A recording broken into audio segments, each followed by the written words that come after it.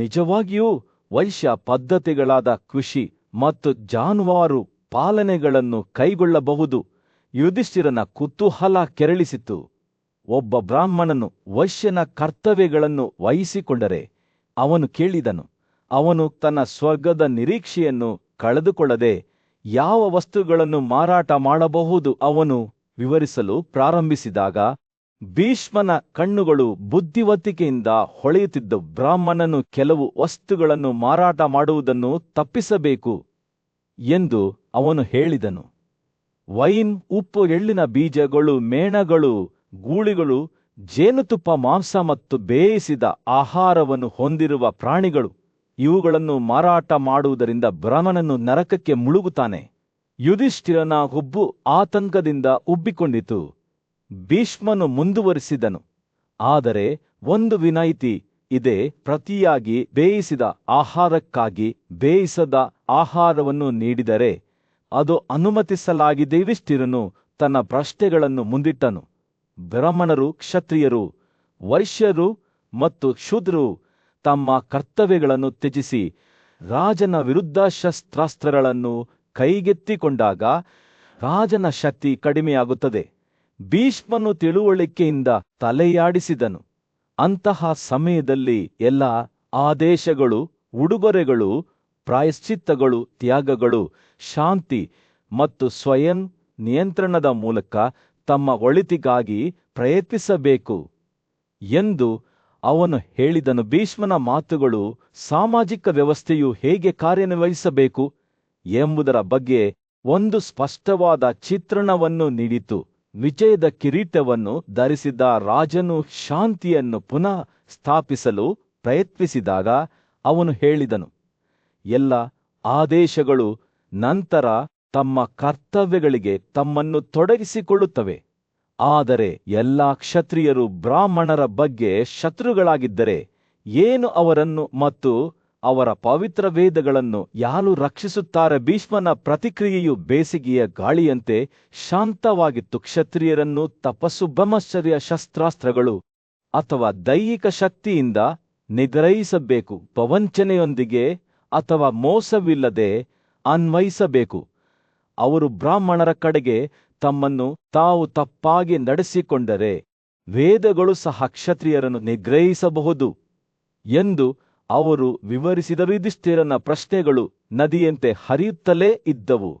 ದರೋಡೆಕೋರರು ತಮ್ಮ ತಲೆಯನ್ನು ಮೇಲಕ್ಕೆತ್ತಿ ಆದೇಶಗಳ ಮಿಶ್ರಣವನ್ನು ಹೊಂದಿದ್ದರೆ ಮತ್ತು ಕ್ಷತ್ರಿಯರು ಅಸಮ್ಮತರಾಗಿದ್ದರೆ ಆಗ ಏನು? ಭೀಷ್ಮನ ಕಣ್ಣುಗಳು ಸಹಾನುಭೂತಿಯಿಂದ ಹೊಳೆಯುತ್ತಿದ್ದವು. ಅವರು ಉತ್ತರಿಸಿದರು, ಅದು ಬ್ರಾಹ್ಮಣನಾಗಿದ್ದರೂ ಸಹ. ದೊಡ್ಡ ಯಜ್ಞದ ನಡುವೆಯೂ ನೀತಿವಂತ ರಾಜ ಯುಧಿಷ್ಠಿರನು ತನ್ನ ಪೂಜ್ಯ ಮೊಮ್ಮಗನಾದ ಭೀಷ್ಮನ ಸಲಹೆಯನ್ನು ಕೇಳಿದನು. ಆಳವಾದ ಗೌರವ ಮತ್ತು ಸಂಪ್ರದಾಯದ ಗೌರವದೊಂದಿಗೆ ಯುಧಿಷ್ಠಿರನು ತನ್ನ ಪವಿತ್ರ ಆಚರಣೆಗಳಲ್ಲಿ ಪುರೋಹಿತರ ಪಾತ್ರ ಮತ್ತು ನಡವಳಿಕೆಯನ್ನು ವಿವರಿಸಲು ಭೀಷ್ಮನನ್ನು ಕೇಳಿದನು. ಭೀಷ್ಮನು ವೇದಗಳ ಪ್ರಾಚೀನ ಜ್ಞಾನಕ್ಕೆ ತನ್ನ ಅಸಲವಾದ ಬದ್ಧತೆಯಿಂದ ನಿಜವಾದ ಪುರೋಹಿತನಾಗುವ ಗುಣಗಳನ್ನು ವಿವರಿಸಲು ಪ್ರಾರಂಭಿಸಿದನು. ಚಂದರು ಮತ್ತು ಸಮರರೊಂದಿಗೆ ಪರಿಚಿತರಾಗಿರುವವರು ಮತ್ತು ಶ್ರುತಿಗಳಲ್ಲಿ ಸೂಚಿಸಲಾದ ಎಲ್ಲಾ ವಿಧಿಗಳನ್ನು ನಿರ್ವಹಿಸಬಲ್ಲವರು ನಮ್ಮ ಪುರೋಹಿತರಾಗುತ್ತಾರೆ ಎಂದು ಆತ ಹೇಳಿದನು. ಒಬ್ಬರಿಗೊಬ್ಬರು ನಿಷ್ಠೆ, ಸಮ್ಮತ ಭಾಷಣ ಮತ್ತು ದಯೆಯ ಮಹತ್ವವನ್ನು ಒತ್ತಿರೇಳುತ್ತಿದ್ದಂತೆ ಭೀಷ್ಮನ ಕಣ್ಣುಗಳು ದೃಢ ನಿಶ್ಚಯದಿಂದ ಹೊಳೆಯುತ್ತಿದ್ದವು. ಅವರು ಕ್ರೂರತೆ, ಸುಳ್ಳು ಮತ್ತು ಬಡ್ಡಿಗೆ ವಿರುದ್ಧವಾಗಿ ಎಚ್ಚರಿಕೆ ನೀಡಿದರು. ನಿಜವಾದ ಪುರೋಹಿತರು ಸರಳ, ಪ್ರಾಮಾಣಿಕ ಮತ್ತು ಸಂತೃಪ್ತರಾಗಿರಬೇಕು ಎಂದು ಒತ್ತಿ ಹೇಳಿದರು. ಯುಧಿಷ್ಠಿರನು ಶ್ರದ್ಧೆಯಿಂದ ಆಲಿಸುತ್ತಿದ್ದಂತೆ ಅವನ ಮನಸ್ಸು ಪುರೋಹಿತರಿಗೆ ಅವರ ಸೇವೆಗೆ ಮೆಚ್ಚುಗೆಯ ಸಂಕೇತವಾಗಿ ನೀಡಲಾದ ಉಡುಗೊರೆಯಾದ ದಕ್ಷಿಣದ ಜಟಿಲತೆಗಳ ಕಡೆಗೆ ತಿರುಗಿತು.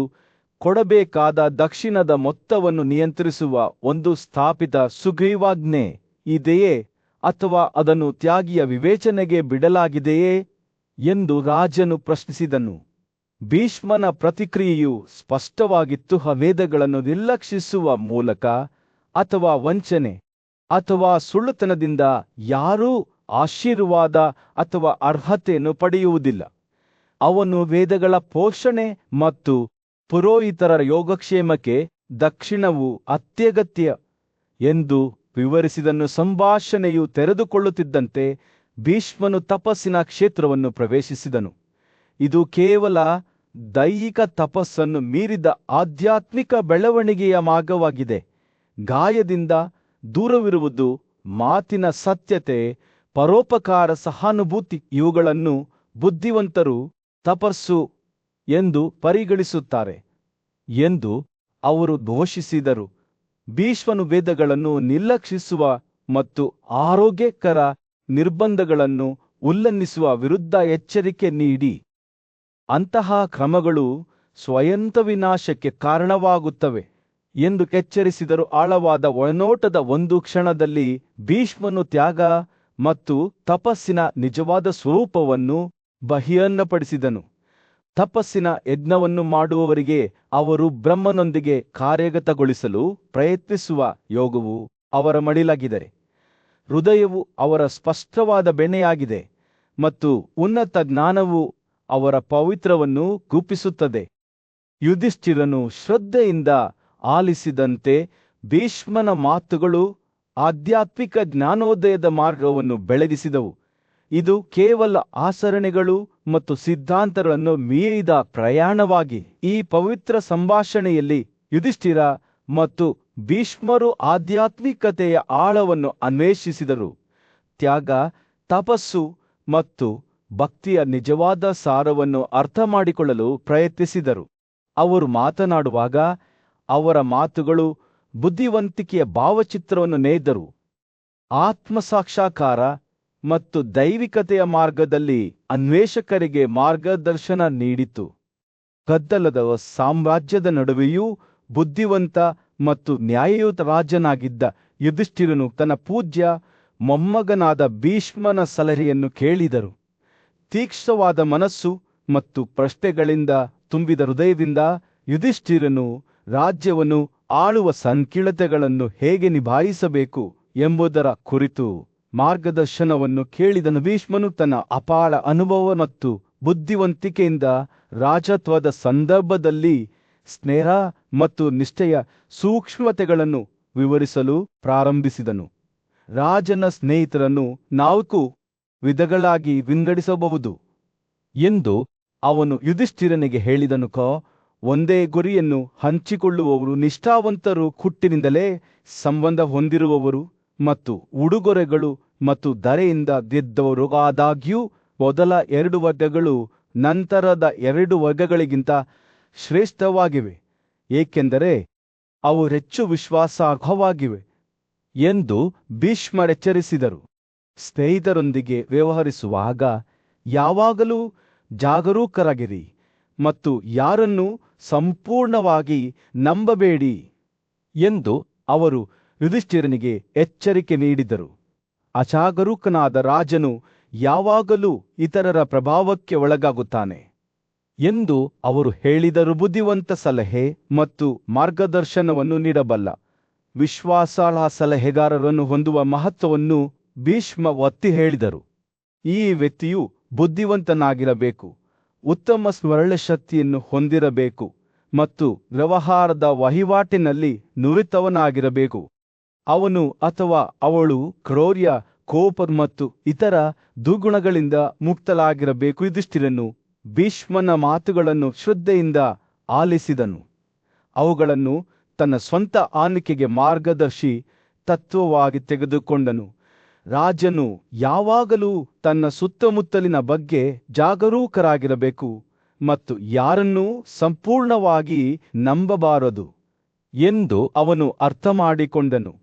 ಬದಲಿಗೆ ಅವನು ವಿವಿಧ ಕಾರ್ಯಗಳನ್ನು ನಿರ್ವಹಿಸಲು ಮತ್ತು ಅವರ ಕ್ರಿಯೆಗಳ ಮೇಲೆ ಕಣ್ಣಿಡಲು ವಿವಿಧ ಜನರನ್ನು ನೇಮಿಸಬೇಕು. ಸಂಭಾಷಣೆ ಮುಂದುವರೆದಂತೆ ಭೀಷ್ಮನು ರಾಜ್ಯದೊಳಗೆ ಸಾಮರಸ್ಯವನ್ನು ಕಾಪಾಡಿಕೊಳ್ಳಲು ಕೌಟುಂಬಿಕ ಸಂಬಂಧಗಳ ಪ್ರಾಮುಖ್ಯತೆಯ ಬಗ್ಗೆ ಮಾತನಾಡಿದರು. ಊಳಿಗಮಾನ್ಯ ಮುಖ್ಯಸ್ಥನು ತನ್ನ ಅಧಿಪತಿಯ ಸಮೃದ್ಧಿಯನ್ನು ಸರಿಸಲಾರದಂತೆಯೇ ಸಂಬಂಧಿಕನು ಎಂದಿಗೂ ಸಂಬಂಧಿಕರ ಸಮೃದ್ಧಿಯನ್ನು ಹೊಂದಲು ಸಾಧ್ಯವಿಲ್ಲ ಎಂದು ಅವರು ಹೇಳಿದರು.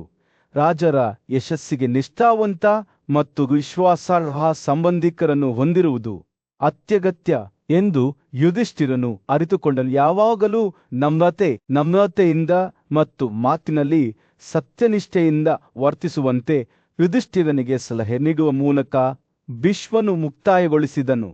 ಹಾಗೆ ಮಾಡುವುದರಿಂದ ಅವನು ಬುದ್ಧಿವಂತಿಕೆ ಮತ್ತು ಸಮಗ್ರತೆಯಿಂದ ರಾಜ್ಯವನ್ನು ಆಳುವ ಸಂಕೀರ್ಣತೆಗಳನ್ನು ನಿಭಾಯಿಸಲು ಸಾಧ್ಯವಾಗುತ್ತದೆ. ತನ್ನ ಜನರಿಂದ ಶಾಶ್ವತವಾದ ಖ್ಯಾತಿ ಮತ್ತು ಗೌರವವನ್ನು ಗಳಿಸುತ್ತಾನೆ. ಪ್ರಕ್ಷುಬ್ಧತೆಯ ನಡುವೆಯೂ ಯುಧಿಷ್ಠಿರನು ಭೀಷ್ಮನಿಂದ ಕೌಟುಂಬಿಕ ಸಂಬಂಧಗಳ ವಿಶ್ವಾಸಾರ್ಹಕ ನೀರಿಗೆ ಹೇಗೆ ಹೋಗಬೇಕು ಎಂಬುದರ ಬಗ್ಗೆ ಮಾರ್ಗದರ್ಶನವನ್ನು ಕೇಳಿದನು.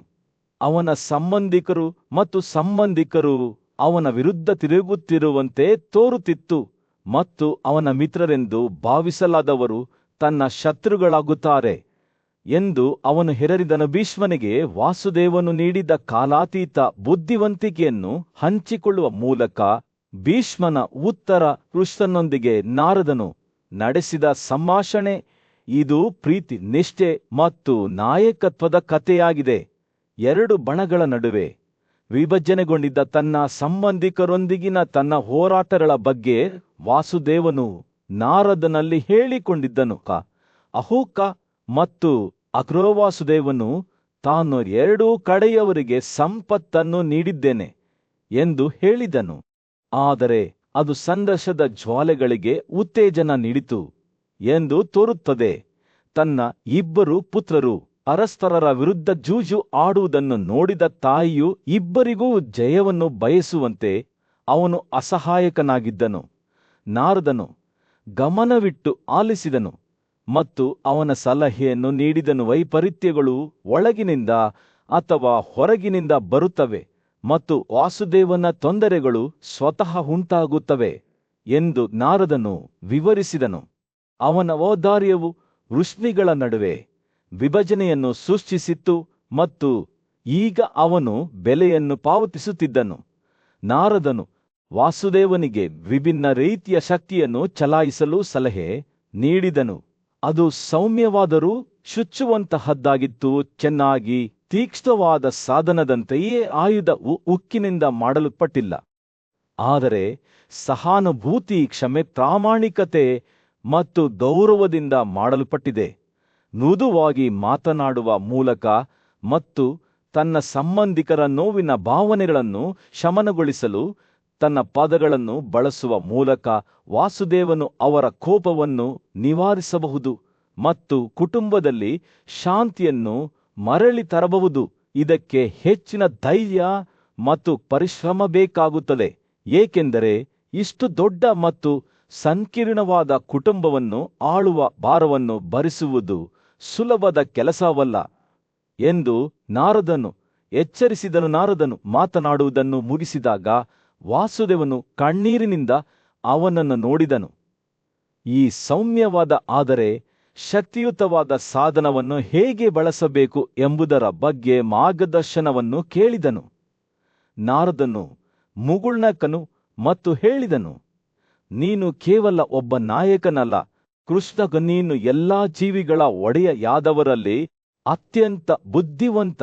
ನಿನಗೆ ಹಿಂದಿನ, ಪ್ರಸ್ತುತ ಮತ್ತು ಭವಿಷ್ಯದ ಬಗ್ಗೆ ತಿಳಿದಿದೆ.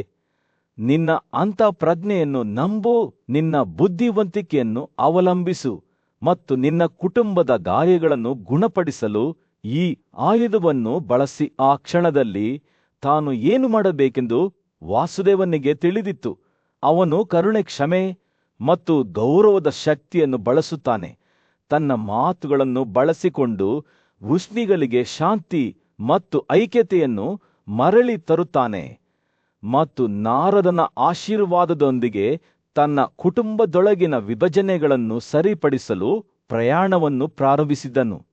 ಇದಕ್ಕೆ ಹೆಚ್ಚಿನ ಶಕ್ತಿ ಮತ್ತು ಧೈರ್ಯ ಬೇಕಾಗುತ್ತದೆ ಎಂದು ತಿಳಿದುಕೊಂಡು ತನ್ನ ಸ್ವಂತ ಬುದ್ಧಿವಂತಿಕೆ ಮತ್ತು ನಾಯಕತ್ವವನ್ನು ಸಹ ನಂಬಿದ್ದನು.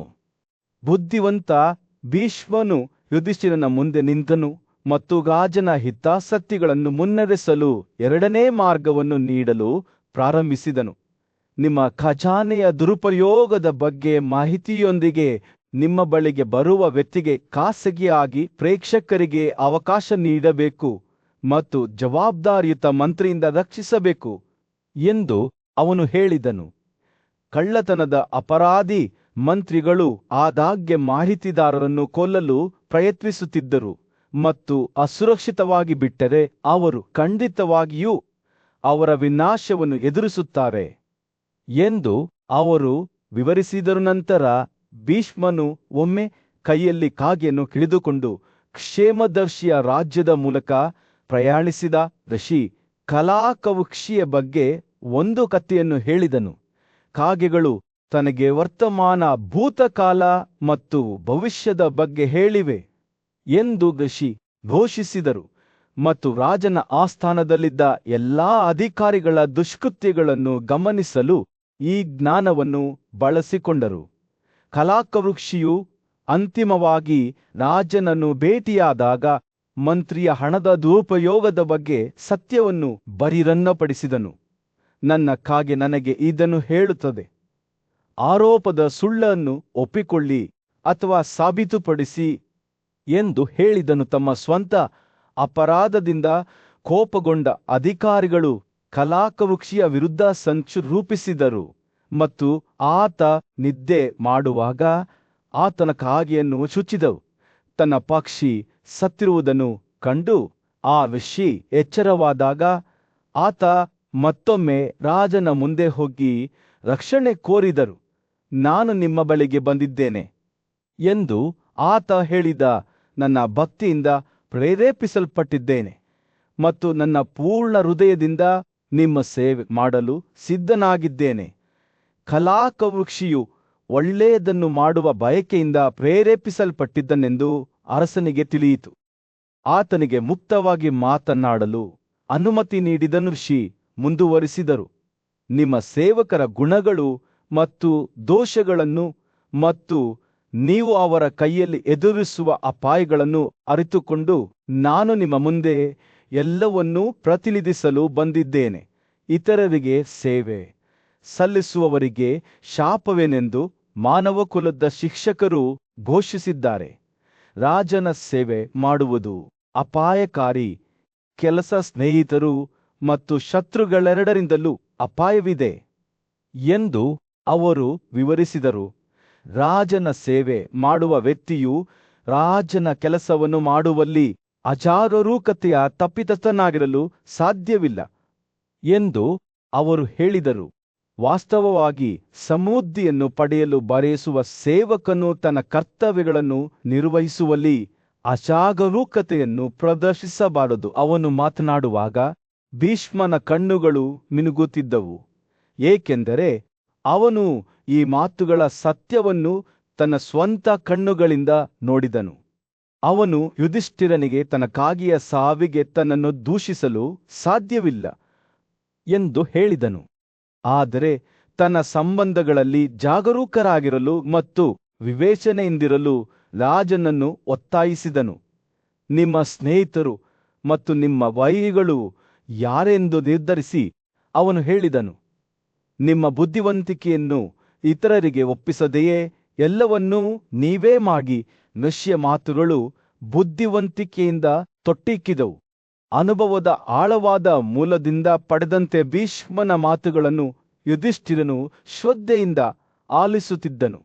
ಅವನ ಮನಸ್ಸು ಆ ಬುದ್ಧಿವಂತ ವೃದ್ಧನ ಪಾಠಗಳನ್ನು ಗ್ರಹಿಸುತ್ತಿತ್ತು. ರಾಜನಿಗೆ ಸೇವೆ ಸಲ್ಲಿಸುವುದು ಸುಲಭದ ಕೆಲಸವಲ್ಲ ಎಂದು ಅವನಿಗೆ ತಿಳಿದಿತ್ತು ಮತ್ತು ಅತ್ಯಂತ ಒಳ್ಳೆಯ ಉದ್ದೇಶವನ್ನು ಹೊಂದಿದ್ದವರನ್ನೂ ಸಹ ಹುಡುಕುವವರು ಮೋಸಗೊಳಿಸಬಹುದು ಎಂದು ಅವನಿಗೆ ತಿಳಿದಿತ್ತು. ಯುದ್ಧ ಪೀಡಿತ ಕಾಲದಲ್ಲಿ ಪಾಂಡವ ಸಹೋದರರಲ್ಲಿ ಹಿರಿಯನಾದ ಯುಧಿಷ್ಠಿರನು ತನ್ನ ರಾಜ್ಯದಲ್ಲಿ ಪ್ರಮುಖ ಪಾತ್ರಗಳಿಗೆ ವಿಶ್ವಾಸಾರ್ಹ ವ್ಯಕ್ತಿಗಳನ್ನು ಹೇಗೆ ಆಯ್ಕೆ ಮಾಡುವುದು ಎಂಬುದರ ಕುರಿತು ತನ್ನ ಪೂಜ್ಯ ಅಜ್ಜ ಭೀಷ್ಮನ ಮಾರ್ಗದರ್ಶನವನ್ನು ಕೇಳಿದನು.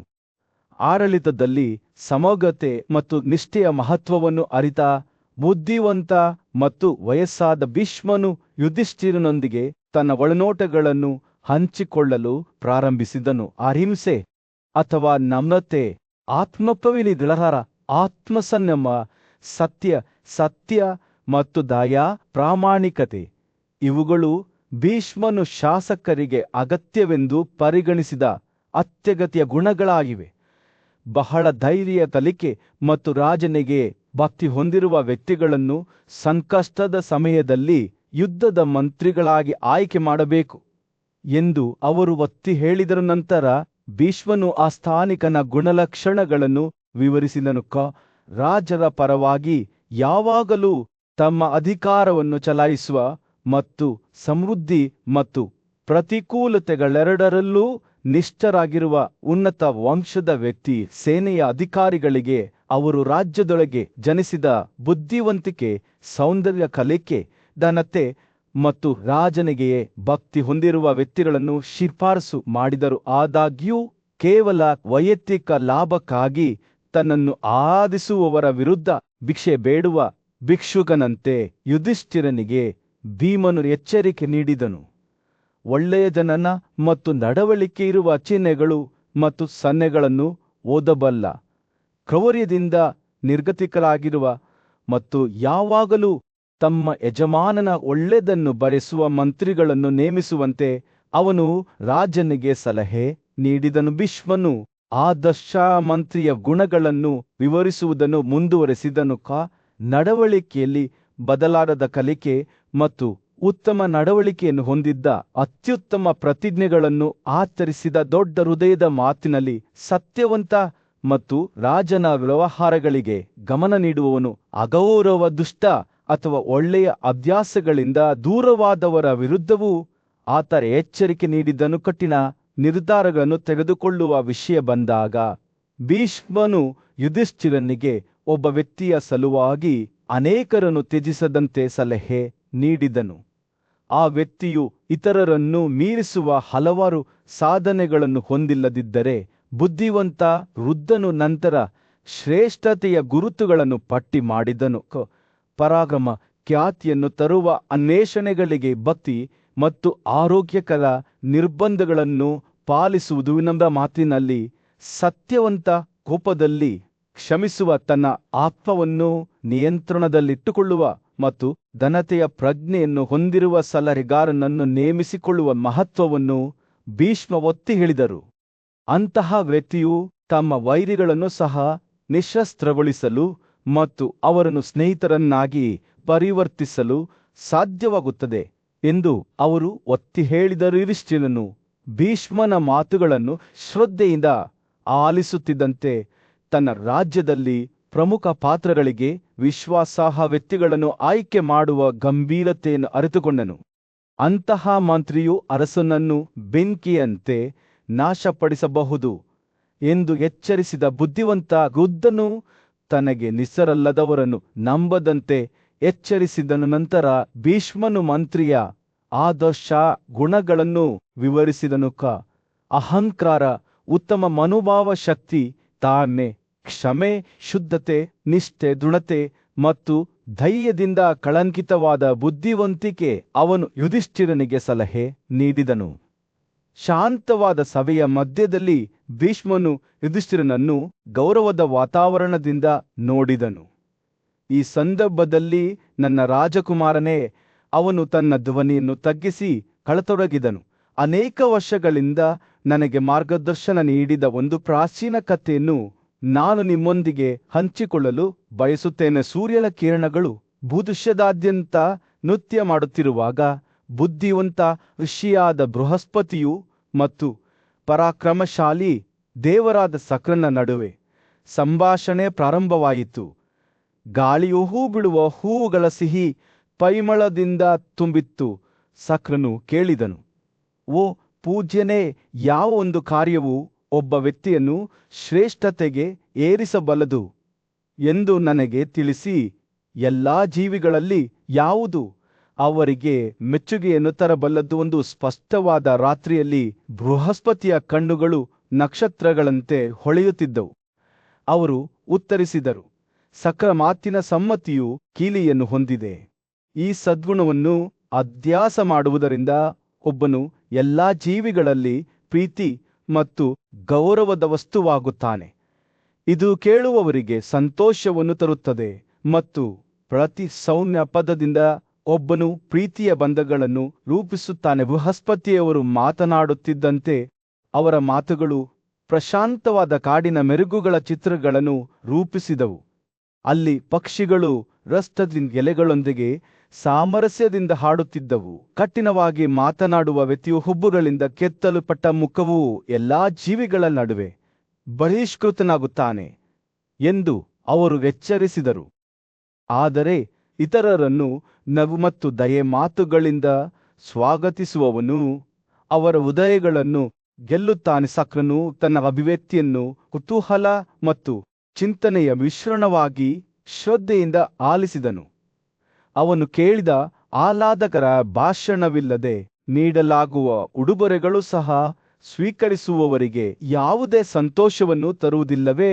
ಬೃಹಸ್ಪತಿಯು ತಲೆಯಾಡಿಸಿದ ಮೇಲೋಗರವಿಲ್ಲದ ಅನ್ನವು ರುಚಿಯಿಲ್ಲದಂತೆಯೇ ಸೌಮ್ಯ ಪದಗಳಿಲ್ಲದ ಉಡುಗೊರೆಗಳೂ ಸಹ ಒಬ್ಬರ ನಡವಳಿಕೆಯ ಮಾಧುರ್ಯವು ಅತ್ಯಂತ ಕಹಿ ವಿವಾದಗಳನ್ನು ಸಹ ಸಮನ್ವಯಗೊಳಿಸುವ ಶಕ್ತಿಯನ್ನು ಹೊಂದಿದೆ. ತನ್ನ ಜನರನ್ನು ಶಿಸ್ತುಬದ್ಧಗೊಳಿಸಲು ಪ್ರಯತ್ನಿಸುವ ರಾಜನು ದಯೆಯುಳ್ಳ ಮಾತುಗಳಿಂದ ಹಾಗೆ ಮಾಡಬೇಕು. ಸಿಹಿ ಮಾತು ಎಂದಿಗೂ ತನ್ನ ಉದ್ದೇಶದಲ್ಲಿ ವಿಫಲವಾಗುವುದಿಲ್ಲ. ಅದು ಯಾವುದೇ ಹೃದಯಕ್ಕೂ ನೋವನ್ನು ಉಂಟುಮಾಡುವುದಿಲ್ಲ ಎಂದು ಅವರು ಮುಂದುವರಿಸಿದಾಗ ಬೃಹಸ್ಪತಿಯ ಬುದ್ಧಿವಂತಿಕೆಯ ಭಾರದಿಂದ ದಾಳಿ ಭಾರವಾಗಿತ್ತು.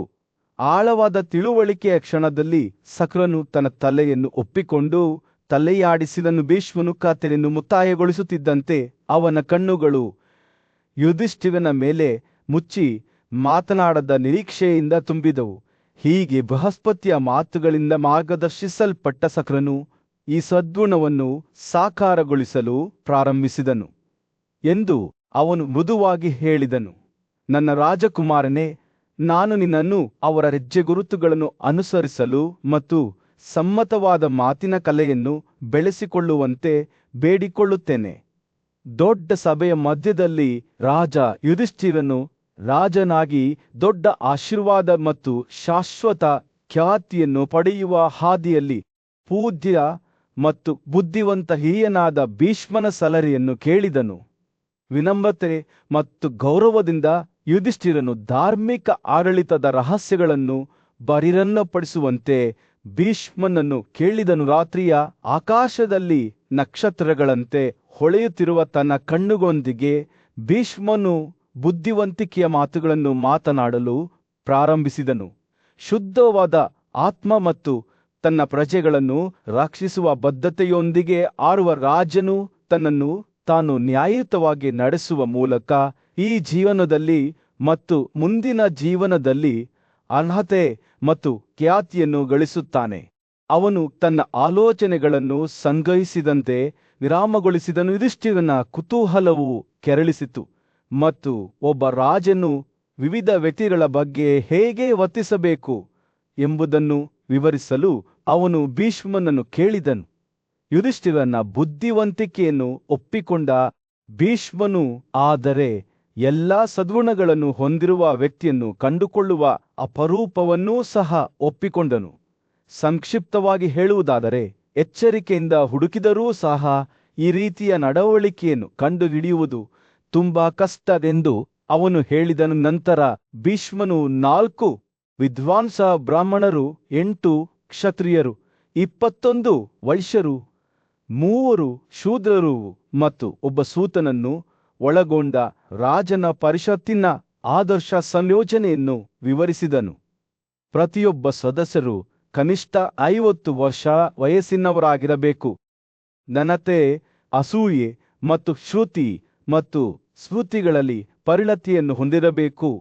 ರಾಜನು ಈ ಬುದ್ಧಿವಂತ ವ್ಯಕ್ತಿಗಳೊಂದಿಗೆ ಸಮಾಲೋಚಿಸಬೇಕು. ಅವರು ರಾಜ್ಯದ ವಿಷಯಗಳ ಬಗ್ಗೆ ಸಲಹೆ ನೀಡುತ್ತಾರೆ. ಭೀಷ್ಮನು ಮಾತನಾಡುತ್ತಿದ್ದಂತೆ ಆತನ ಮಾತುಗಳು ನೀತಿಯುಳ್ಳ ಆಡಳಿತದ ಚಿತ್ರಣವನ್ನು ನೀಡಿತು. ಠೇವಣಿ ಮಾಡಿದ ಸರಕುಗಳನ್ನು ಮುಟ್ಟುಗೋಲು ಹಾಕಿಕೊಳ್ಳುವುದರ ವಿರುದ್ಧ ಅಥವಾ ವಿವಾದಿತ ಆಸ್ತಿಯನ್ನು ಸ್ವಾಧೀನಪಡಿಸಿಕೊಳ್ಳುವುದರ ವಿರುದ್ಧ ಅವನು ಯುಧಿಷ್ಠಿರನಿಗೆ ಎಚ್ಚರಿಕೆ ನೀಡಿದನು. ಅದು ನ್ಯಾಯದ ಆಡಳಿತವನ್ನು ಹಾಳು ಮಾಡುತ್ತದೆ ಮತ್ತು ರಾಜ ಮತ್ತು ಅವನ ರಾಜ್ಯ ಎರಡರಲ್ಲೂ ಪಾಪವನ್ನು ಪ್ರೇರೇಪಿಸುತ್ತದೆ. ಒಬ್ಬ ರಾಜನು ಅನ್ಯಾಯದಿಂದ ಆಳಿದರೆ ಭೀಷ್ಮನ ಎಚ್ಚರಿಕೆಗೆ ಭಯವು ಅವನ ಹೃದಯವನ್ನು ಸ್ವಾಧೀನಪಡಿಸಿಕೊಳ್ಳುತ್ತದೆ ಮತ್ತು ಸ್ವರ್ಗದ ಬಾಗಿಲು ಅವನ ವಿರುದ್ಧ ಮುಚ್ಚಲ್ಪಡುತ್ತದೆ. ಬುದ್ಧಿವಂತ ಸಲಹೆಗಾರರೊಂದಿಗೆ ಸಮಾಲೋಚಿಸುವ ಅಪರಾಧಿಗಳನ್ನು ಅವರ ಅಪರಾಧಗಳಿಗೆ ಅನುಗುಣವಾಗಿ ಶಿಕ್ಷಿಸುವ ಒಳ್ಳೆಯ ಜನರನ್ನು ಗೌರವಿಸುವ ಮತ್ತು ಯಾವುದೇ ಸಂದರ್ಭದಲ್ಲೂ ರಾಯಭಾರಿಯನ್ನು ಎಂದಿಗೂ ಕೊಲ್ಲದಿರುವ ಮಹತ್ವವನ್ನು ಒತ್ತಿ ಹೇಳುತ್ತಾ ಭೀಷ್ಮನು ರಾಜತ್ವದ ವಿವಿಧ ಅಂಶಗಳ ಬಗ್ಗೆ ತನ್ನ ಬುದ್ಧಿವಂತಿಕೆಯನ್ನು ಹಂಚಿಕೊಳ್ಳುವುದನ್ನು ಮುಂದುವರೆಸಿದನು. ರಾಜನ ಮಂತ್ರಿ ಸಹಾಯಕ ಕ್ಯಾಂಪ್ ರಾಜಧಾನಿಯನ್ನು ಕಾವಲು ಮಾಡುವ ಅಧಿಕಾರಿ ಮತ್ತು ಪಡೆಗಳ ಕಮಾಂಡರ್ ಹೊಂದಿರಬೇಕಾದ ಗುಣಗಳನ್ನು ಸಹ ಆತ ಎತ್ತಿ ತೋರಿಸಿದನು. ಭೀಷ್ಮನು ತನ್ನ ಪ್ರವಚನವನ್ನು ಮುಕ್ತಾಯಗೊಳಿಸಿದಾಗ ಯುಧಿಷ್ಠಿರನು ಶ್ರದ್ಧೆಯಿಂದ ಆಲಿಸಿದನು. ಪೂಜ್ಯ ಹಿರಿಯನು ಹಂಚಿಕೊಂಡ ಭಾರವಾದ ಬುದ್ಧಿವಂತಿಕೆಯನ್ನು ಅವನ ಮನಸ್ಸು ಹೀರಿಕೊಂಡಿತು. ಸಭೆಯು ತನ್ನ ಸಾಮೂಹಿಕ ಉಸಿರನ್ನು ಹಿಡಿದಿಟ್ಟುಕೊಂಡಂತೆ ಮೌನವಾಯಿತು. ಈ ಆಳವಾದ ಸಲಹೆಗೆ ರಾಜನ ಪ್ರತಿಕ್ರಿಯೆಯನ್ನು ಕಾಯುತ್ತಿತ್ತು. ಆ ಕ್ಷಣದಲ್ಲಿ ಶ್ರೇಷ್ಠತೆಯ ಮಾರ್ಗವು ಶಕ್ತಿ ಅಥವಾ ಸಂಪತ್ತಿನಲ್ಲಿಲ್ಲ, ಆದರೆ ಸದಾಚಾರ ಮತ್ತು ಅಧಿಕಾರದ ಬುದ್ಧಿವಂತಿಕೆಯ ವ್ಯಾಯಾಮದಲ್ಲಿದೆ ಎಂಬುದು ಸ್ಪಷ್ಟವಾಯಿತು. ಸೂರ್ಯನು ರಾಜ್ಯದ ಮೇಲೆ ಮುಳುಗುತ್ತಿದ್ದನು. ಗಲಭೆಯ ಬೀದಿಗಳಲ್ಲಿ ಬೆಚ್ಚಗಿನ ಕಿತ್ತಳೆ ಬಣ್ಣದ ಹೊಳಪನ್ನು ಬೀರುತ್ತಿತ್ತು. ಬುದ್ಧಿವಂತ ಮತ್ತು ನ್ಯಾಯಯುತ ರಾಜ ಯುಧಿಷ್ಠಿರನು ಆಳವಾದ ಆಲೋಚನೆಯಲ್ಲಿ ತನ್ನ ಸಿಂಹಾಸನದ ಮೇಲೆ ಕುಳಿತಿದ್ದನು. ಅವನು ತನ್ನ ಪೂಜ್ಯ ಅಜ್ಜ ಭೀಷ್ಮನ ಕಡೆಗೆ ತಿರುಗಿ ಮಾರ್ಗದರ್ಶನವನ್ನು ಕೇಳಿದ ಯುಧಿಷ್ಠಿರನು, ಅಜ್ಜಿ, ರಾಜನು ಯಾವ ರೀತಿಯ ನಗರದಲ್ಲಿ ವಾಸಿಸಬೇಕು? ಅವನು ಈಗಾಗಲೇ ನಿರ್ಮಿಸಿರುವ ನಗರವನ್ನು ಆಯ್ಕೆ ಮಾಡಬೇಕೇ ಅಥವಾ ಅದನ್ನು ವಿಶೇಷವಾಗಿ ನಿರ್ಮಿಸಬೇಕೇ ಎಂದು ಕೇಳಿದನು. ಅವನು ಮಾತನಾಡಲು ಪ್ರಾರಂಭಿಸಿದಾಗ ಭೀಷ್ಮನ ಕಣ್ಣುಗಳು ಬುದ್ಧಿವಂತಿಕೆಯಿಂದ ಹೊಳೆಯುತ್ತಿದ್ದವು.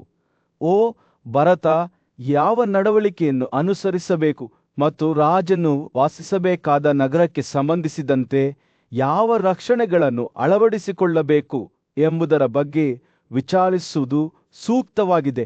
ಅವರು ಆಳವಾದ ಉಸಿರೆಳೆದು ಕೋಟೆಗಳ ವಿಷಯದ ಬಗ್ಗೆ ವಿವರವಾದ ಪ್ರವಚನವನ್ನು ಪ್ರಾರಂಭಿಸಿದರು.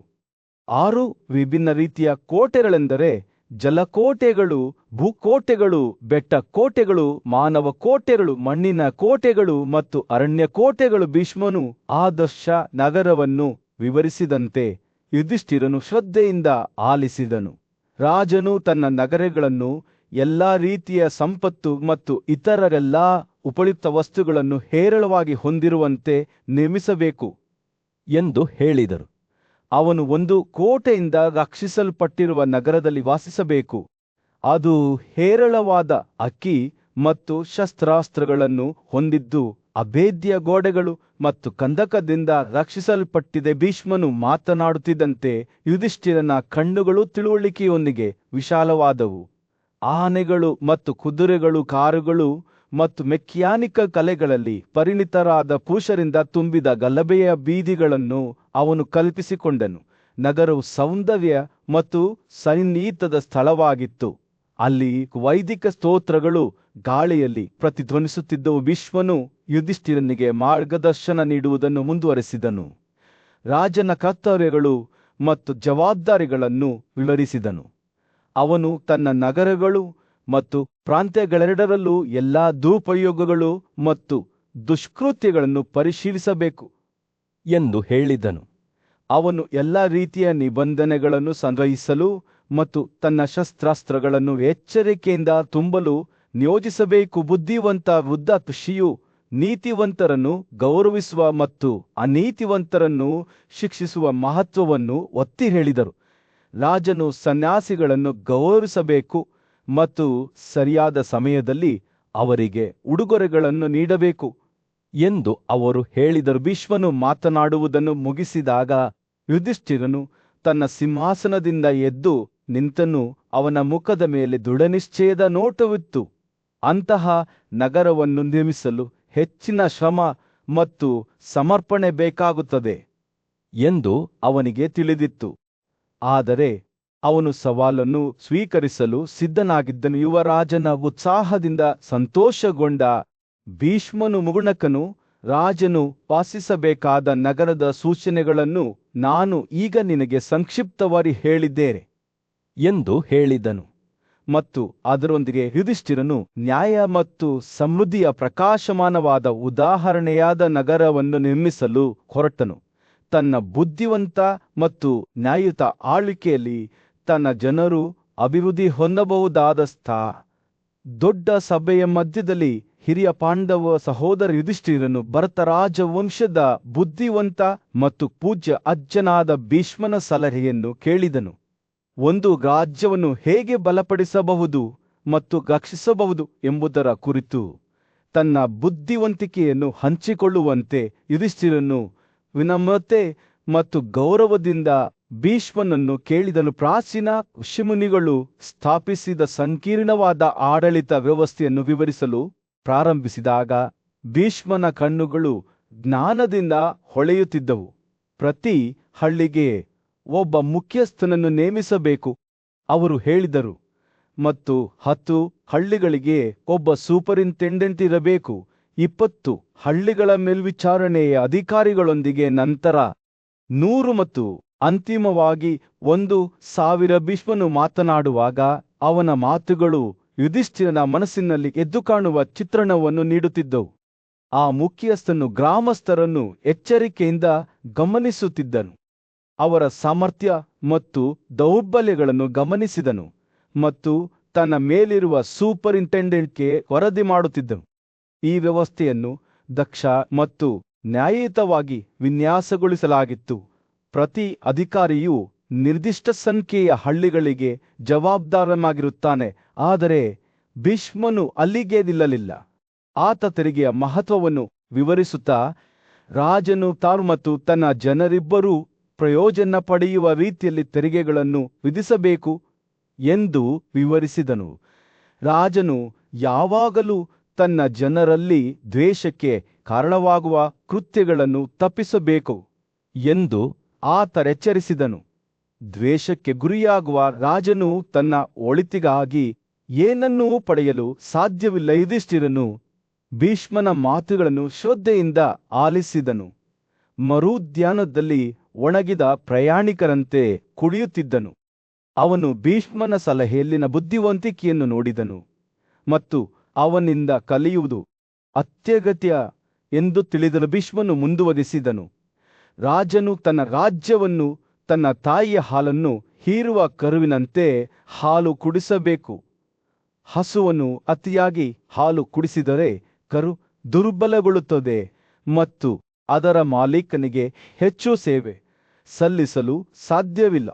ಯುಧಿಷ್ಠಿರನು ರಾಜ್ಯ ಮತ್ತು ಆರೈಕೆ ಮತ್ತು ಪೋಷಣೆಯ ಅಗತ್ಯವಿರುವ ಜೀವಂತ ಜೀವಿಗಳ ನಡುವಿನ ಹೋಲಿಕೆಯನ್ನು ನೋಡಿ ತಿಳುವಳಿಕೆಯಿಂದ ತಲೆಯಾಡಿಸಿದನು. ಭೀಷ್ಮನು ಮಾತನಾಡುವುದನ್ನು ಮುಗಿಸಿದಾಗ ಯುಧಿಷ್ಠಿರನಿಗೆ ವಿಸ್ಮಯ ಮತ್ತು ಕೃತಜ್ಞತೆಯ ಭಾವ ಮೂಡಿತು.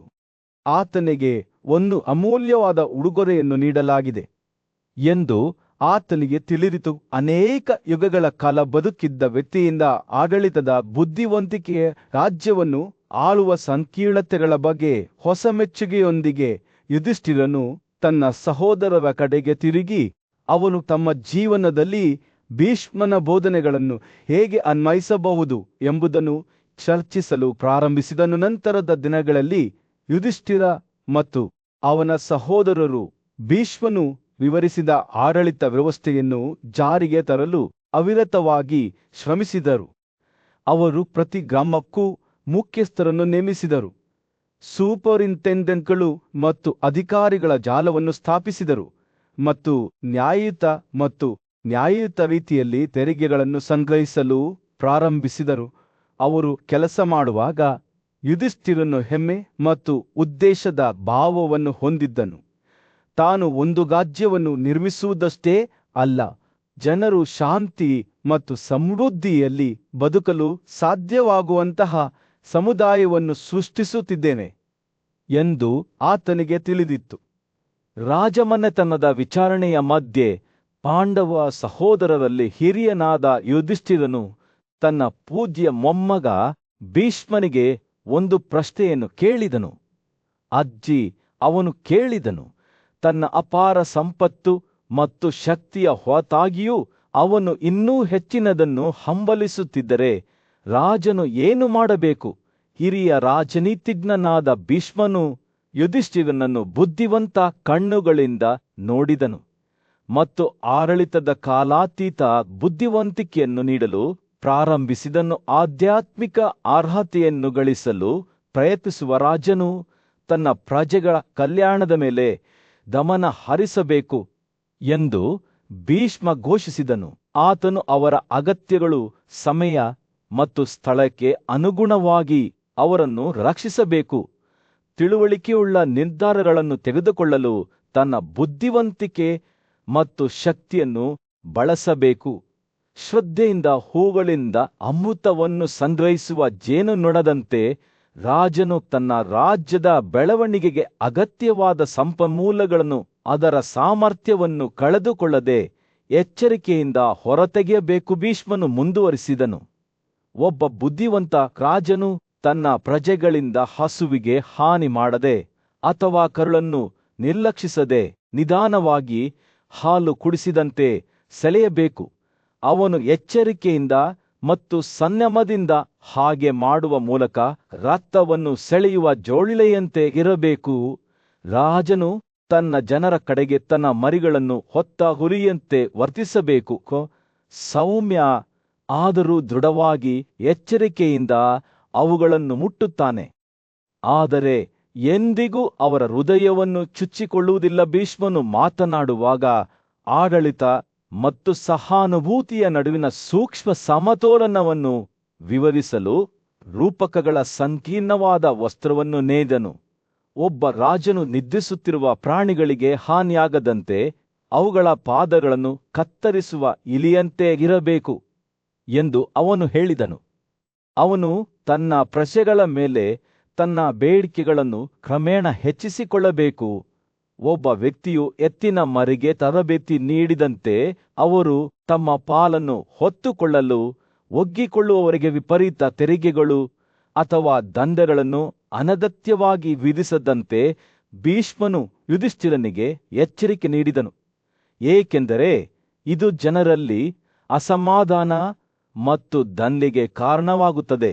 ಬದಲಿಗೆ ರಾಜನು ತನ್ನ ಪ್ರಜೆಗಳಲ್ಲಿ ಪ್ರಮುಖರಾಗಿರುವವರನ್ನು ಸಮಾಧಾನಪಡಿಸಬೇಕು ಮತ್ತು ಅವುಗಳ ಮೂಲಕ ಕ್ರಮೇಣ ಸಾಮಾನ್ಯ ಜನರನ್ನು ನಿಯಂತ್ರಣಕ್ಕೆ ತರಬೇಕು ಎಂದು ಅವನು ಶಿಫಾರಸು ಮಾಡಿದನು. ಕೇವಲ ವಿನಂತಿಗಳು ಸಾಕಾಗುವುದಿಲ್ಲ ಎಂದು ಬುದ್ಧಿವಂತ ಹಿರಿಯನು ಎಚ್ಚರಿಸಿದನು. ಒಬ್ಬ ರಾಜನು ತನ್ನ ಗುರಿಗಳನ್ನು ಸಾಧಿಸಲು ಅಳತೆ ಮತ್ತು ಸೌಮ್ಯವಾದ ವಿಧಾನಗಳನ್ನು ಬಳಸಬೇಕು. ಸಮಾಜದಲ್ಲಿ ಅವ್ಯವಸ್ಥೆಯ ಅಂಶಗಳ ಪ್ರಭಾವವನ್ನು ಪರಿಶೀಲಿಸಲು ಅವನು ಯುಧಿಷ್ಠಿರನಿಗೆ ಸಲಹೆ ನೀಡಿದನು. ಕುಡಿಯುವ ಸಂಸ್ಥೆಗಳು, ಸಾರ್ವಜನಿಕ ಮಹಿಳೆಯರು ಜೂಜುಕೋರರು ಮತ್ತು ವಂಚಕರು. ಅವರು ರಾಜ್ಯದಲ್ಲಿ ಅವ್ಯವಸ್ಥೆಯ ಬೀಜಗಳನ್ನು ಬಿತ್ತಿದರು. ಭೀಷ್ಮನು ಪ್ರಜೆಗಳನ್ನು ಪಾಪದ ನಡವಳಿಕೆಯಿಂದ ನಿಗ್ರಹಿಸುವ ಮಹತ್ವವನ್ನು ಒತ್ತಿ ಹೇಳಿದನು, ಏಕೆಂದರೆ ಅವರ ಆಡಳಿತಗಾರನು ಅವರ ಅರ್ಹತೆ ಮತ್ತು ನ್ಯೂನತೆಗಳೆರಡನ್ನೂ ಹಂಚಿಕೊಂಡಿದ್ದನು. ಹಾಗೆ ಮಾಡಲು ವಿಫಲವಾದ ರಾಜನು ತನ್ನ ಜನರ ಪಾಪಗಳ 4ನೇ ಭಾಗವನ್ನು ಅನುಭವಿಸುತ್ತಾನೆ. ಅದೇ ರೀತಿ ಅವನು ಅವರ ಅರ್ಹತೆಗಳ 4ನೇ ಭಾಗವನ್ನು ಗಳಿಸುತ್ತಾನೆ ಎಂದು ಎಚ್ಚರಿಸಿದನು. ಭೀಷ್ಮನು ತನ್ನ ಸಲಹೆಯನ್ನು ಮುಕ್ತಾಯಗೊಳಿಸಿದಾಗ ಯುಧಿಷ್ಠಿರನು ತನ್ನ ಮೊಮ್ಮಗನ ಬುದ್ಧಿವಂತಿಕೆಯನ್ನು ಮಳೆಯಲ್ಲಿ ಒಣಗಿದ ಭೂಪಾನೀಯದಂತೆ ಹೀರಿಕೊಳ್ಳುತ್ತಾ ಶ್ರದ್ಧೆಯಿಂದ ಆಲಿಸಿದನು. ನಿಜವಾದ ನಾಯಕತ್ವವು ಸಂಪತ್ತು ಅಥವಾ ಅಧಿಕಾರವನ್ನು ಸಂಗ್ರಹಿಸುವುದಲ್ಲ, ಆದರೆ ಸಹಾನುಭೂತಿ ಮತ್ತು ನ್ಯಾಯದಿಂದ ತನ್ನ ಜನರಿಗೆ ಸೇವೆ ಸಲ್ಲಿಸುವುದಾಗಿದೆ ಎಂದು ಯುವರಾಜನು ಅರಿತುಕೊಂಡನು. ಸೂರ್ಯನು ರಾಜ್ಯದ ಮೇಲೆ ಮುಳುಗುತ್ತಿದ್ದನು. ಗಲಭೆಯ ಬೀದಿಗಳಲ್ಲಿ ಬೆಚ್ಚಗಿನ ಕಿತ್ತಳೆ ಬಣ್ಣದ ಹೊಳಪನ್ನು ಬೀರುತ್ತಿತ್ತು. ರಾಜ ಯುಧಿಷ್ಠಿರನ ಬುದ್ಧಿವಂತ ಮತ್ತು ಪೂಜ್ಯ ಸಲಹೆಗಾರನಾದ ಭೀಷ್ಮನು ಚಿಂತನಶೀಲ ಮೌನದಲ್ಲಿ ಕುಳಿತಿದ್ದನು. ಅವನ ಕಣ್ಣುಗಳು ಆಲೋಚನೆಯಲ್ಲಿ ಕಳೆದು ಹೋದವು.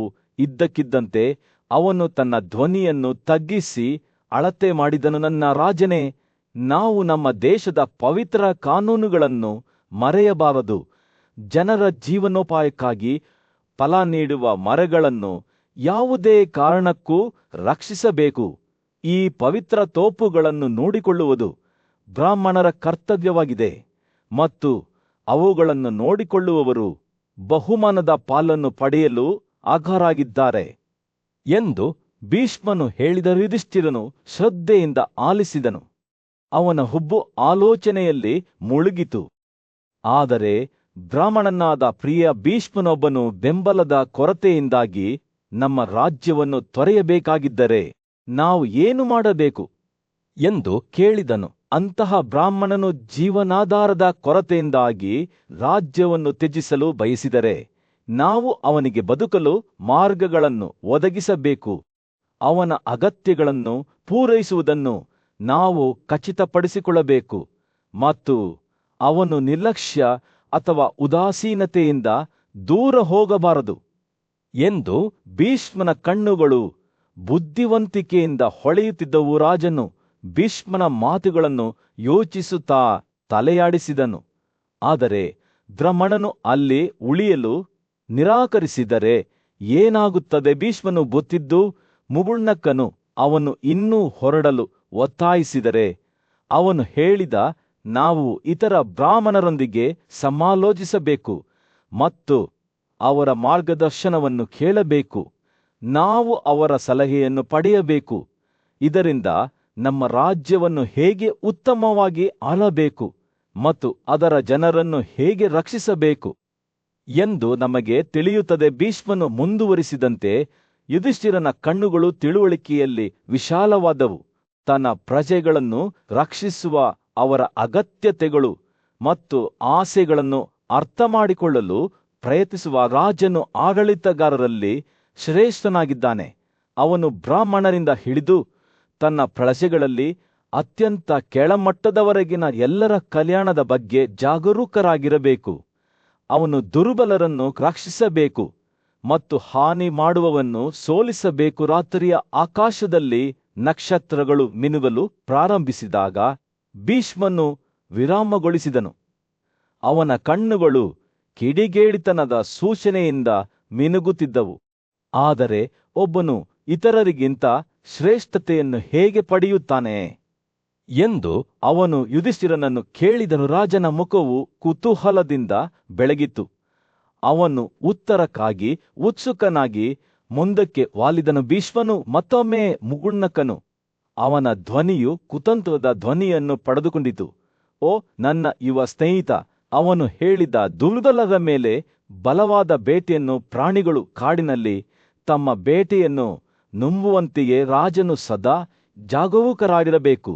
ತನಗೆ ಹಾನಿ ಮಾಡುವವರ ಬಗ್ಗೆ ಮತ್ತು ತಾನು ರಕ್ಷಿಸಬೇಕಾದವರ ಬಗ್ಗೆ ಯಾವಾಗಲೂ ಜಾಗರೂಕರಾಗಿರಬೇಕು. ರಾತ್ರಿ ಉರುಳಿದಂತೆ ಭೀಷ್ಮನ ಮಾತುಗಳು ಯುಧಿಷ್ಠಿರನಿಗೆ ಆಡಳಿತದ ರಹಸ್ಯಗಳನ್ನು ಮತ್ತು ಶಕ್ತಿ ಮತ್ತು ಸಹಾನುಭೂತಿಯ ನಡುವಿನ ಸೂಕ್ಷ್ಮ ಸಮತೋಲನವನ್ನು ಕಲಿಸುವ ಮೂಲಕ ಬುದ್ಧಿವಂತಿಕೆಯ ವಸ್ತ್ರವನ್ನು ನೇದವು.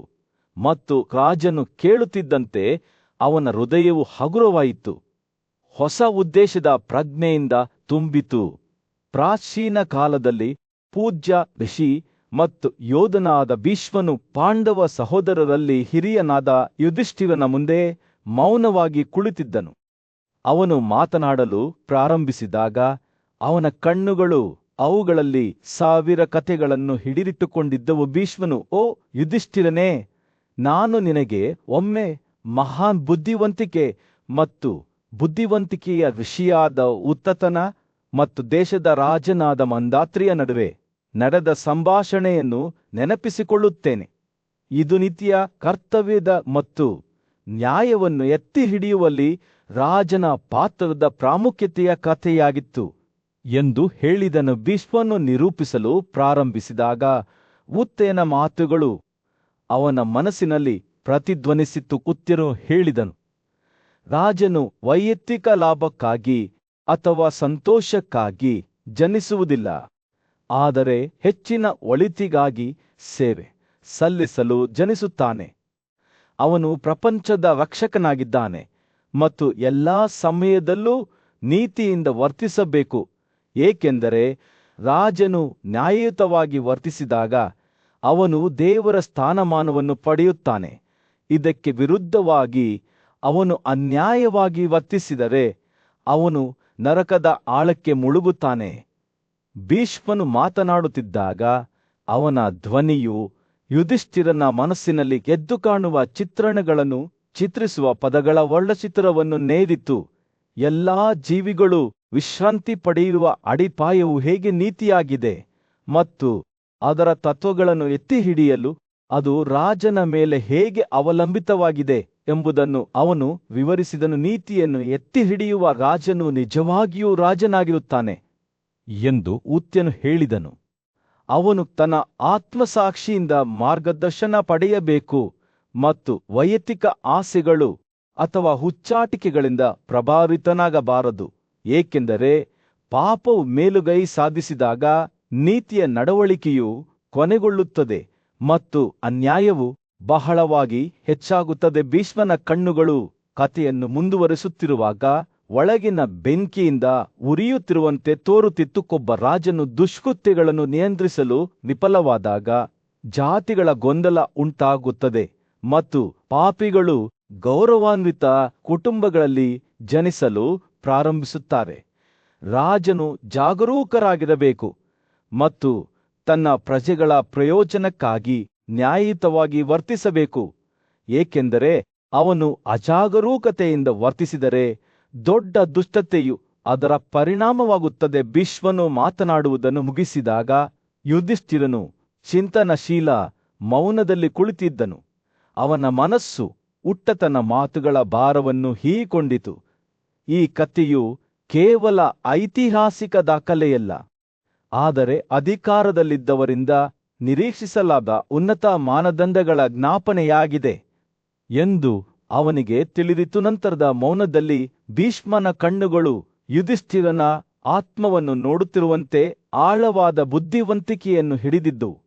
ಜವಾಬ್ದಾರಿಯ ಭಾರದಿಂದ ಗಾಳಿಯು ಭಾರವಾಗಿತ್ತು ಮತ್ತು ಈ ಕಥೆಯು ಯುವರಾಜನ ಹೃದಯದ ಮೇಲೆ ಅಳಿಸಲಾಗದ ಗುರುತು ಹಾಕಿದೆ ಎಂಬುದು ಸ್ಪಷ್ಟವಾಗಿತ್ತು. ಸೂರ್ಯನು ದಿಗಂತದ ಕೆಳಗೆ ಮುಳುಗಿ ಸಭೆಯ ಮೇಲೆ ಚಿನ್ನದ ಹೊಳಪನ್ನು ಬೀಸಿದಾಗ ಭೀಷ್ಮನು ತನ್ನ ಆಸನದಿಂದ ಎದ್ದು ನಿಂತನು.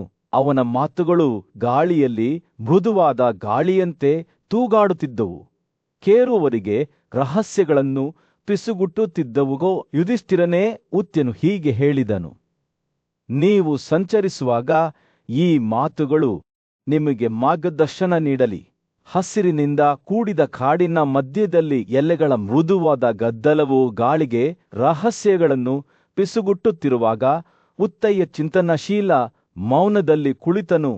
ಅವನ ಕಣ್ಣುಗಳು ಆಲೋಚನೆಯಲ್ಲಿ ಕಳೆದು ಹೋದವು. ಅವನು ಜೀವನದ ಜಟಿಲತೆಗಳ ಬಗ್ಗೆ ಯೋಚಿಸುವಾಗ ಅವನು ಶಾಶ್ವತವಾಗಿ ಪ್ರತಿಧ್ವನಿಸುವ ಪದಗಳನ್ನು ಮಾತನಾಡುತ್ತಿದ್ದನು. ಮೋಡಗಳ ದೇವತೆ ತನ್ನ ಅವತಾರವನ್ನು ಸುರಿಯುವಾಗ ಮತ್ತು ರಾಜನು ಸದ್ಗುಣದಿಂದ ಆರಿದಾಗ ಅವನು ಪ್ರಾರಂಭಿಸಿದನು. ಭೂಮಿ ಪ್ರವರ್ಧಮಾನಕ್ಕೆ ಬರುತ್ತದೆ ಮತ್ತು ಅದರ ಜನರು ಸಂತೋಷದಿಂದ ಆನಂದಿಸುತ್ತಾರೆ. ಅವನು ಮಾತನಾಡುತ್ತಿರುವಾಗ ಅವನ ಕೈಗಳ ಮೇಲೆ ಅವನ ಕರಕುಶಲ ಕಲೆಯ ಅವಶೇಷಗಳಿಂದ ಬಣ್ಣ ಬಳಿದ ಬಟ್ಟೆ ಒಗೆಯುವವನು ಅವನ ಮುಂದೆ ಕಾಣಿಸಿಕೊಂಡನು. ಉತ್ಯನು ವಿವೇಚನಾಯುಕ್ತ ಕಣ್ಣುಗಳಿಂದ ಅವನನ್ನು ದಿಟ್ಟಿಸಿ ನೋಡಿದನು. ಉಡುಪನ್ನು ಅದರ ಬಣ್ಣದಿಂದ ತೆಗೆಯದೆ ಸ್ವಚ್ಛಗೊಳಿಸಲು ಸಾಧ್ಯವಾಗದ ಬಟ್ಟೆ ಒಗೆಯುವವನು ತನ್ನ ಕಲೆಯಲ್ಲಿ ಕೌಶಲ್ಯರಹಿತನಾಗಿದ್ದಾನೆ. ಅವನು ವಿರಾಮಗೊಳಿಸಿದನು. ಅವನ ನೋಟವು ಸಮಾಜದ ಇತರ ವರ್ಗಗಳಾದ ಬ್ರಾಹ್ಮಣರು, ಕ್ಷತ್ರಿಯರು ಮತ್ತು ವೈಶ್ಯರ ಕಡೆಗೆ ಚಲಿಸುತ್ತಾ ಮುಂದುವರಿಯುವ ಮೊದಲು ಆ ಬಟ್ಟೆ ಒಗೆಯುವವನು ವಿಫಲನಾದಂತೆಯೇ ತನ್ನ ಕರ್ತವ್ಯಗಳನ್ನು ತ್ಯಜಿಸಿ ಶೂದ್ರನಾಗುವವನು ಕೂಡ ಆಗುತ್ತಾನೆ. ಉತ್ತತನ ಮಾತುಗಳು ಸತ್ಯದ ವನಚಿತ್ರವನ್ನು ನೇಯ್ದಾಗ ಗಾಳಿಯು ನಿರೀಕ್ಷೆಯೊಂದಿಗೆ ದಟ್ಟವಾಯಿತು. ಅವನು ಯುಗಗಳನ್ನು ರೂಪಿಸುವಲ್ಲಿ ರಾಜನ ಪಾತ್ರದ ಬಗ್ಗೆ ಕೃತ, ತ್ರೇತ, ದ್ವಾಪರ ಮತ್ತು ಕಾಳಿಕೊಮತ್ತು ಯಾವ ಯುಗವು ಮೇಲುಗೈ ಸಾಧಿಸುತ್ತದೆ ಎಂಬುದನ್ನು ರಾಜನು ಹೇಗೆ ನಿರ್ಧರಿಸಿದನು ಎಂಬುದರ ಬಗ್ಗೆ ಮಾತನಾಡಿದರು. ಸಮಾಜದ 4 ಕ್ರಮಗಳು, ವೇದಗಳು ಮತ್ತು ಪ್ರತಿಯೊಂದು ಜೀವನ ವಿಧಾನಕ್ಕೆ ಸಂಬಂಧಿಸಿದ ಕರ್ತವ್ಯಗಳು ರಾಜನ ನಡವಳಿಕೆಯನ್ನು ಅವಲಂಬಿಸಿರುವ ಉತ್ತತನ ಕಥನವು ತೆರೆದುಕೊಳ್ಳುತ್ತಿದ್ದಂತೆ ಅದರ ರಾಜನು ಅಜಾಗರೂಕನಾದಾಗ ರಾಜ್ಯಕ್ಕೆ ಉಂಟಾದ ಪರಿಣಾಮಗಳ ಬಗ್ಗೆ ಆತ ಒಂದು ಎದ್ದು ಕಾಣುವ ಚಿತ್ರಣವನ್ನು ಚಿತ್ರಿಸಿದನು. 3 ರೀತಿಯ ಬೆಂಕಿ, 3 ವೇದಗಳು ಮತ್ತು ದಕ್ಷಿಣದೊಂದಿಗಿನ ತ್ಯಾಗಗಳು ಎಲ್ಲವೂ ಮಾಯವಾಗುತ್ತವೆ ಎಂದು ಆತ ಹೇಳಿದ. ಆತನ ಧ್ವನಿಯು ಎಚ್ಚರಿಕೆಯಿಂದ ಭಾರವಾಗಿತ್ತು.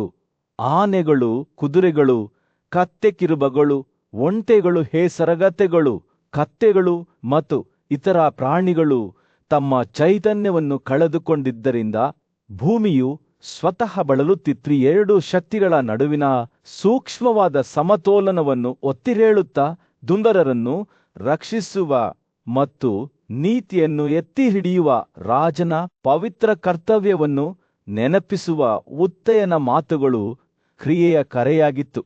ಈ 2 ಶಕ್ತಿಗಳ ನಡುವಿನ ಸೂಕ್ಷ್ಮವಾದ ಸಮತೋಲನವನ್ನು ಒತ್ತಿ ಹೇಳುತ್ತಾ ಆತನು ಘೋಷಿಸಿದನು, ಎಲ್ಲಾ ಜೀವಿಗಳು ರಾಜನನ್ನು ತಮ್ಮ ಸೃಷ್ಟಿಕರ್ತ ಮತ್ತು ವಿಧ್ವಂಸಕನಾಗಿ ನೋಡುತ್ತಿದ್ದವು ಮತ್ತು ಅವರು ಸಾಮರಸ್ಯದಿಂದ ಬದುಕುವುದನ್ನು ಖಚಿತಪಡಿಸಿಕೊಳ್ಳುವುದು ಆತನ ಜವಾಬ್ದಾರಿಯಾಗಿತ್ತು. ಉತ್ತತನ ಪ್ರವಚನವು ಮುಕ್ತಾಯಗೊಳ್ಳುತ್ತಿದ್ದಂತೆ ರಾಜನಾದ ಮಾನ್ನಾತ್ರಿ ತನ್ನ ಕರ್ತವ್ಯಗಳ ಭಾರದಿಂದ ಭಾರವಾದ ಅವನ ಹೃದಯವನ್ನು ಶ್ರದ್ಧೆಯಿಂದ ಆಲಿಸಿದನು. ಕತೆಗಾರನ ಮಾತುಗಳು ಅವನೊಳಗೆ ಒಂದು ಉದ್ದೇಶದ ಪ್ರಜ್ಞೆಯನ್ನು ಜಾಗೃತಗೊಳಿಸಿದವು.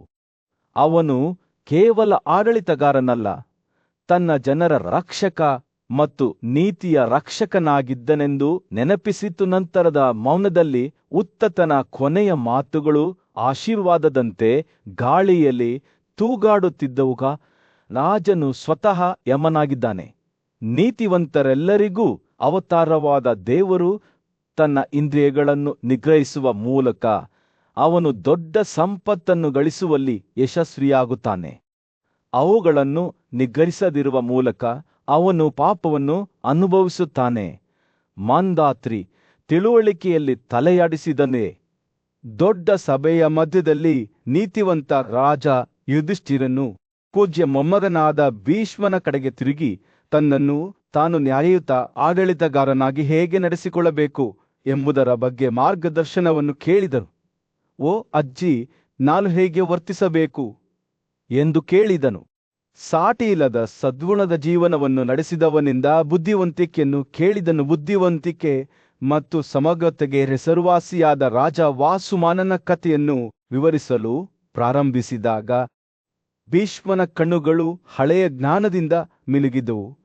ಹಿಂದಿನ ಯುಗದಲ್ಲಿ ವಾಸುಮಾನನು ನ್ಯಾಯಯುತ ಆಡಳಿತದ ರಹಸ್ಯಗಳನ್ನು ತಿಳಿಸಲು ಮಹಾನ್ ತಪಸ್ವಿ ಋಷಿ ವಾಮದೇವನನ್ನು ಹುಡುಕಿದ್ದನು. ನಹುಷನ ಮಗನಾದ ಯಯಾತಿಯಂತೆ ಪ್ರಶಾಂತ ವಾತಾವರಣದಲ್ಲಿ ಕುಳಿತಿದ್ದ ವಾಮದೇವನು ಅಳತೆಯ ಧ್ವನಿಯಲ್ಲಿ ಹೇಳಿದನು, ನನ್ನ ರಾಜನೇ, ನೀನು ನೀತಿಯೊಂದಿಗೆ ವರ್ತಿಸು, ಏಕೆಂದರೆ ಅದಕ್ಕಿಂತ ಶ್ರೇಷ್ಠವಾದದ್ದು ಯಾವುದೂ ಇಲ್ಲ. ನ್ಯಾಯಕ್ಕೆ ಬದ್ಧರಾಗಿರುವ ಆ ರಾಜರು ಇಡೀ ಭೂಮಿಯನ್ನು ವಶಪಡಿಸಿಕೊಳ್ಳುತ್ತಾರೆ. ನ್ಯಾಯಯುತ ಆಡಳಿತಗಾರನ ಸ್ಪಷ್ಟ ಚಿತ್ರಣವನ್ನು ಚಿತ್ರಿಸುವಾಗ ಅವನ ಮಾತುಗಳು ದೃಢ ನಿಶ್ಚಯದಿಂದ ಸುರಿದವು. ನೀತಿಯನ್ನು ತನ್ನ ಮಾರ್ಗದರ್ಶಿ ತತ್ವವೆಂದು ಪರಿಗಣಿಸುವ ಮತ್ತು ನೀತಿವಂತರ ಸಲಹೆಗೆ ಅನುಗುಣವಾಗಿ ಕಾರ್ಯನಿರ್ವಹಿಸುವ ರಾಜನು ಬೆಳಕಿನ ದೀಪದಂತೆ ಹೊಳೆಯುತ್ತಾನೆ. ಆದರೆ ನೀತಿಯನ್ನು ನಿರ್ಲಕ್ಷಿಸಿ ಕ್ರೂರ ಶಕ್ತಿಯ ಮೂಲಕ ಆಳಲು ಪ್ರಯತ್ನಿಸುವವನು ಶೀಘ್ರದಲ್ಲೇ ಅನುಗ್ರಹದಿಂದ ಬೀಳುತ್ತಾನೆ. ಸದ್ಗುಣ ಮತ್ತು ಸಮೃದ್ಧಿ ಎರಡನ್ನೂ ಕಳೆದುಕೊಳ್ಳುತ್ತಾನೆ ಎಂದು ವಾಮದೇವ ಮುಂದುವರಿಸಿದನು. ವಾಮದೇವನ ಮಾತುಗಳು ನದಿಯಂತೆ ಹರಿಯುತ್ತಿದ್ದವು.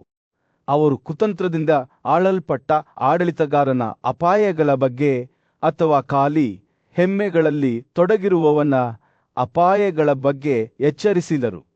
ಅಂತಹ ರಾಜನು ಇಡೀ ಭೂಮಿಯನ್ನು ಆಳಿದರೂ ವಿನಾಶವನ್ನು ನಿರ್ಮಿಸುತ್ತಾನೆ ಎಂದು ಅವರು ಎಚ್ಚರಿಸಿದರು.